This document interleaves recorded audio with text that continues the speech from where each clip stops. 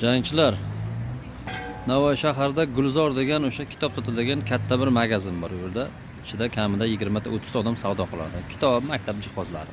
Shunga yaqinroq joyda bir Hasanboy degan do'stimizni kitob chiqaradigan bir o'sha do'koncha deydimi, magazincha deydimi. Ular kitob ham sotadi, kitob ham chiqaradi.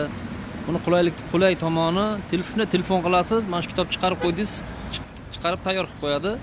Kelib olib ketaverasiz. Tavsiya qilayotgan sababi anchagina hamyonbop, arzonroq, chiroyli qilib chiqarib beradi. Telefon raqamlarini qoldiraman. O'zlaringiz bog'lanib, bemalol xohlagan kitoblaringizni chiqarib olishlaringiz mumkin. Yangi kitoblar ham sotadi. Salomat bo'linglar.